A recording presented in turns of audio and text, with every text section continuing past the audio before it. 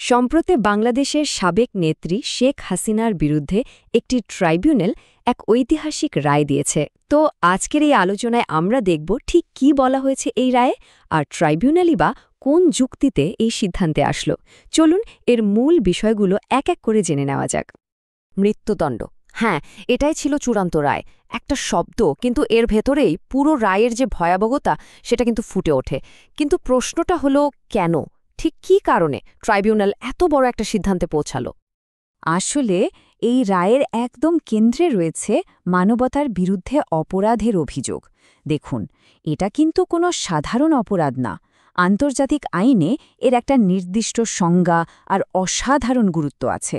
তো ট্রাইব্যুনাল ঠিক কোন কোন অপরাধের কথা এখানে পড়ছে, চলুন সেটাই এখন দেখি। আচ্ছা, তাহলে চলুন মূল রায়ের গভীরে যাওয়া যাক। ঠিক কোন কোন অভিযোগের ভিত্তিতে এই রায়টা দেওয়া হলো? ট্রাইব্যুনাল মূলত তিনটা প্রধান অভিযোগের কথা বলেছে। দেখুন, প্রথম যে চার্জটা, সেটার অধীনেই তিনটা ভিন্ন কারণে তাকে দোষী সাব্যস্ত করা হয়েছে। প্রথমটা হলো উস্কানি দেওয়া, দ্বিতীয়টা সরাসরি হত্যার নির্দেশ দেওয়া, আর তৃতীয়টা হলো নিষ্ক্রিয়তা, মানে যখন এত কিছু হচ্ছিল তখন সেটা প্রতিরোধ করতে ব্যর্থ হওয়া। এই তিনটা মিলেই কিন্তু প্রথম অভিযোগটা তৈরি হয়েছে। এরপর আসে দ্বিতীয় চার্জ, যেটা ছিল আরও অনেক বেশি স্পেসিফিক।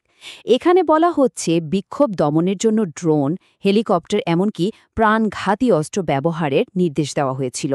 আর রায় কিন্তু দুটো নির্দিষ্ট ঘটনার কথাও উল্লেখ করা হয়েছে: ঢাকার শঙ্করপুল আর সাভারের আশুলিয়া, যেখানে মোট ১২ জনকে হত্যা করা হয়। ট্রাইব্যুনালের মতে এই হত্যাকাণ্ডগুলো ছিল ওই নির্দেশেরই ফল, আর মূলত এই সব কিছুর ওপর ভিত্তি করেই কিন্তু মৃত্যুদণ্ডের রায়টা এসেছে। তো অভিযোগগুলো তো আমরা দেখলাম, কিন্তু শুধু অভিযোগ আনলেই তো হয় না, তাই না? এর পেছনে ট্রাইব্যুনাল কি যুক্তি দেখিয়েছে, চলুন এবার তাদের যুক্তিগুলো একটু দেখে নেওয়া যাক। ট্রাইব্যুনালের এই কথাটা কিন্তু অনেক কিছু বলে দেয়। তারা বলছে, আদালতে যে ভিডিওগুলো দেখানো হয়েছে, যেখানে নিহত আর আহত বিক্ষোভকারীদের যে অবস্থা, তাদের যে আর্তনাদ, সেটা দেখে কোনো মানুষের পক্ষে স্বাভাবিক থাকা প্রায় অসম্ভব। রায়ে আরও বলা হয়েছে, ভুক্তভোগীরা যারা সাক্ষ্য দিতে এসেছিলেন তাদের অবস্থা ছিল ভয়াবহ। কেউ চোখ হারিয়েছে, কেউ হাত, কেউ পা। পরিস্থিতিটা ছিল খুবই মর্মান্তিক। আচ্ছা, এবার আসি বিচার প্রক্রিয়া নিয়ে ট্রাইব্যুনালের পর্যবেক্ষণে। প্রথমত, অভিযুক্ত শেখ হাসিনার ট্রাইব্যুনালে হাজির হওয়ার যে নির্দেশ ছিল সেটা তিনি মানেননি। দ্বিতীয়ত, উনি মিডিয়াতে অভিযোগগুলো অস্বীকার করলেও ট্রাইব্যুনালের মতে কিছু সাক্ষাৎকারে তিনি পরোক্ষভাবে সুপিরিয়র কমান্ড রেসপন্সিবিলিটি বা ঊর্ধ্বতন নেতৃত্বের দায়ভার স্বীকার করে নিয়েছেন। এটা কিন্তু একটা গুরুত্বপূর্ণ আইনি টার্ম। এর মানে হলো, একদম উপরের পদে থেকে কেউ তার অধীনস্থদের করা অপরাধের দায় এড়াতে পারেন না। ব্যাপারটা কিন্তু শুধু দেশের ভেতরে সাক্ষ্য প্রমাণের মধ্যেই সীমাবদ্ধ থাকেনি। ট্রাইব্যুনাল একটা খুবই গুরুত্বপূর্ণ আন্তর্জাতিক দলিলের কথাও উল্লেখ করেছে, আর সেটা হলো জাতিসংঘের একটা রিপোর্ট। ১,৪০০ সংখ্যাটা একবার ভাবুন। রায়ে যে জাতিসংঘের রিপোর্টের কথা বলা হয়েছে, সেই রিপোর্ট অনুযায়ী ২০২৪ জুলাই আন্দোলন চলার সময় প্রাণঘাতী অস্ত্র দিয়ে প্রায় ১,৪০০ মতো মানুষকে হত্যা করা হয়েছিল।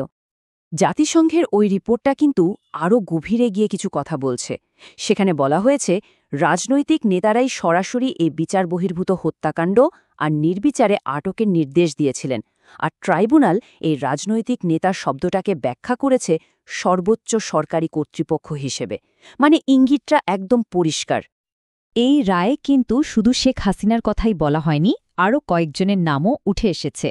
তো তাদের ব্যাপারে ট্রাইব্যুনালের পর্যবেক্ষণটা কি ছিল, চলুন দেখি।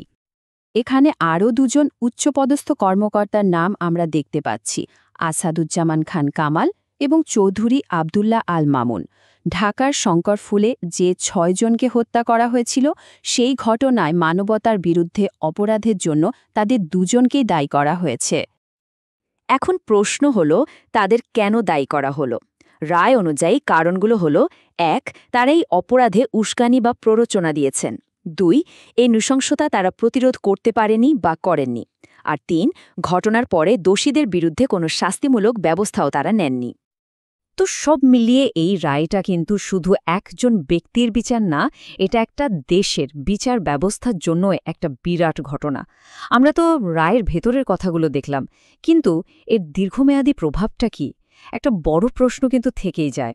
যখন কোনো দেশের সর্বোচ্চ নেতাকে সেই দেশেরই আদালত মানবতার বিরুদ্ধে অপরাধের জন্য দোষী সাব্যস্ত করে, তখন দেশ আর আন্তর্জাতিকভাবে এর প্রভাব ঠিক কতটা সুদূরপ্রসারী হতে পারে?